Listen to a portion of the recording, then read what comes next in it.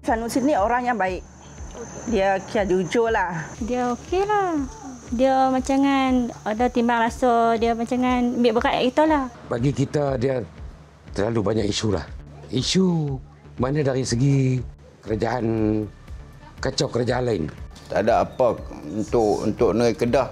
Daripada dia Dun Jeneri, apa satu pun tak ada. Di Jeneri tak ada pembangunan.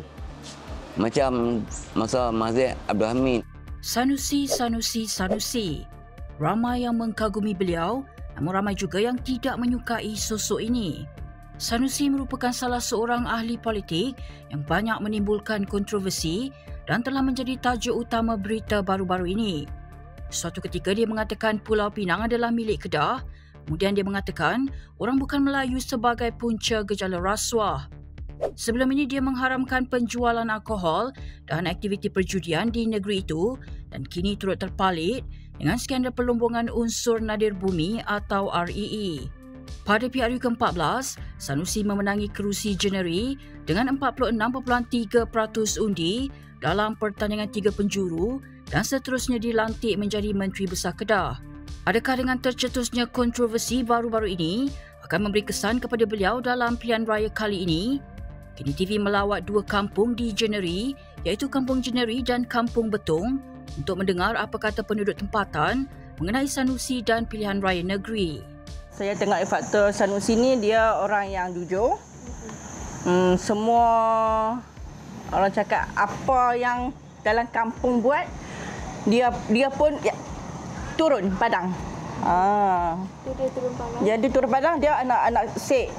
Dia memang turun. Semua motong pun dia buat. Padi ke apa semua dia buat. Dia sebagai menteri besar buat masalah ni kami tak dapat apa-apalah. So dia dah buat muka tak buat, tapi dia punya komitmen okeylah. Di luar dia tak kasar. Dalam politik dia kan dia tegas kan. Dia tegas, dia orang apa macam dengan inilah orang apa, tapi di luar dia okey, dia bagus. Bagi kita dia terlalu banyak isu lah. Isu mana dari segi kerajaan, kacau kerajaan lain.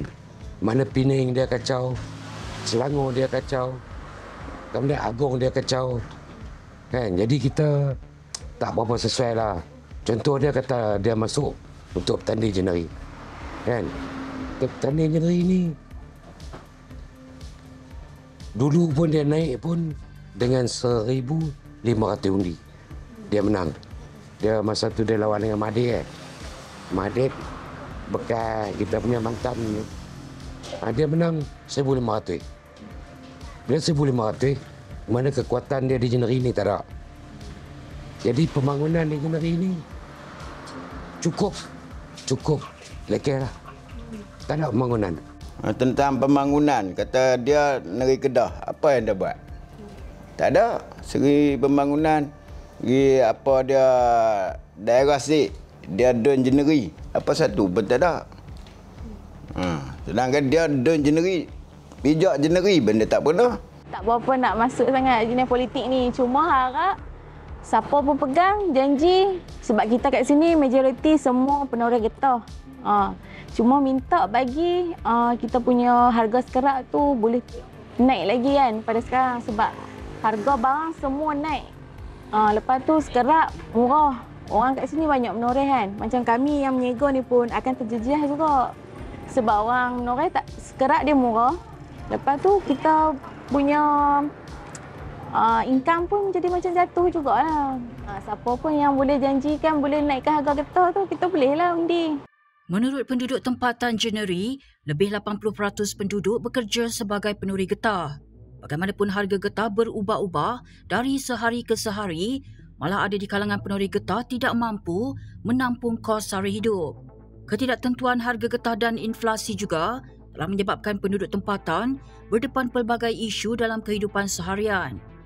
Selain itu, kini TV juga mendapati tiada bandar atau kemudahan seperti pasar atau bank di Jeneri. Justru kami menemui beberapa penduduk tempatan untuk memahami kesulitan dalam kehidupan seharian mereka. BN dengan PH kok lebih berpuas hati pada BN lah. Ada kemajuan. Rasa macam kalau duduk dalam dulu, dia punya perjalanan tu tak membantu. hanya cakap mainan sahaja. Bila kad bertukar, ada kemajuan. Masalahnya harga getah sekarang ni. Kalau kata Harga mentah getah atau harga di pasaran? harga mentah sekarang ni. Harga di pasaran kita tak tahu kan. Harga pasaran naik kilang kita tak tahu harga macam mana. Harga kita dia beli kat kita di ni sini. Baru RM2 apa? RM2.30. Kalau kita hak sendiri tak apa kan. Hak sendiri RM2.30 kita dah boleh dah. RM2.30. Kalau kita ambil orang pun RM1.15. Apa kita nak makan? Barang mahal. Apa yang kita nak boleh makan dengan RM1.15? Ini sebab masalah dia sekarang ni apa kita tak ada untuk negeri Kedah. Kalau boleh, semua orang lah rasanya semua orang yang rakyat Kedah ni kebanyakannya kalau daerah Jeneri Kosik ni memang banyak menoreh. Kalau menoreh ni, kalau musim hujan memang tak ada pendapatan kan. Lepas tu sekarang pula harga dia turun.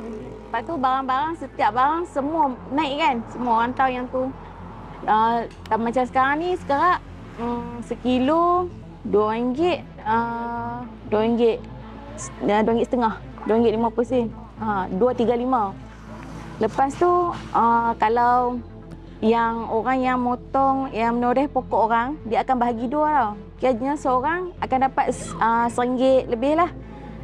Kalau 100 kilo tu baru boleh RM100. Kalau bahagi dua baru dapat seorang RM50. Kan? Dengan barang lo ni, kalau bawa RM50 nak pergi beli barang, nak beli ikan, memang tak cukup.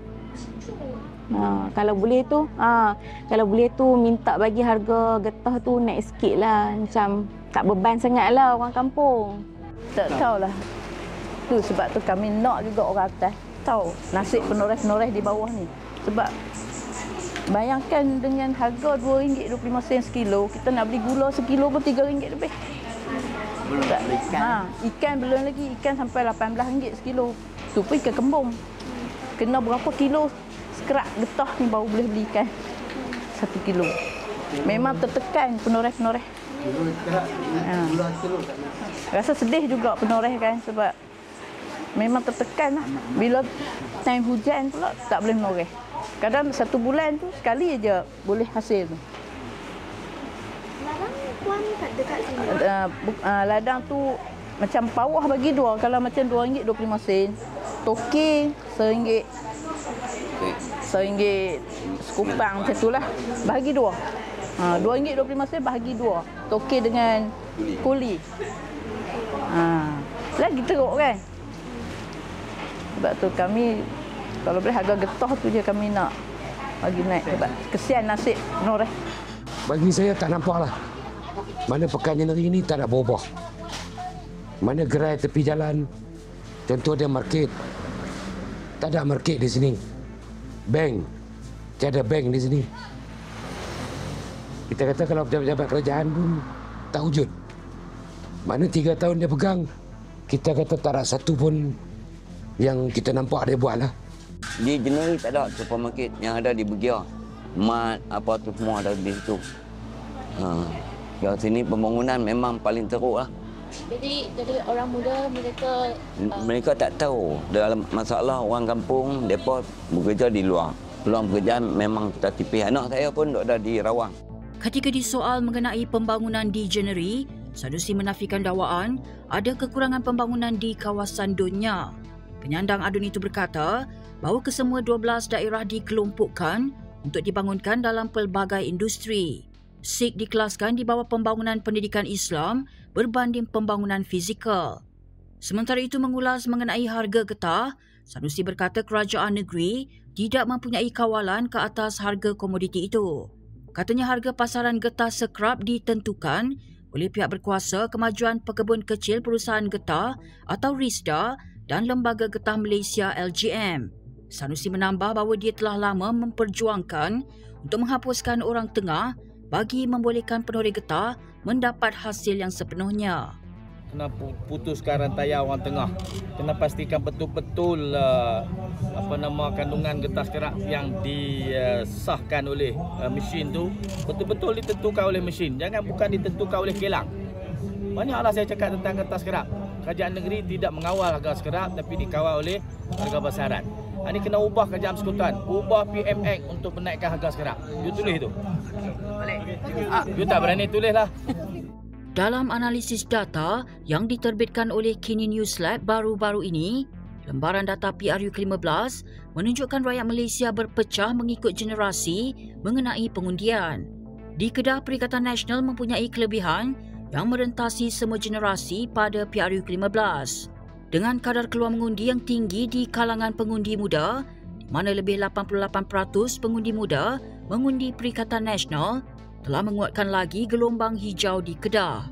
Berdasarkan pemerhatian kami, sepanjang beberapa hari di Januari, kami tidak melihat sebarang kelibat anak muda. Sama seperti di kawasan luar bandar yang lain, anak muda dari Januari berpindah ke bandar untuk mendapatkan peluang pekerjaan. Adakah golongan belia sekali lagi akan menyumbang kepada gelombang hijau jika mereka kembali mengundi? Bagaimana calon PHBN bakal berdepan gelombang hijau kali ini? Untuk analisis lanjut mengenai pilihan raya negeri dan berita terkini, nantikan laporan Kini TV dan malaysiakini.com. Wartawan Kini TV Hoi Jiashen dan wartawan Malaysia Kini Ravina Nagotra melaporkan dari Januari, Kedah.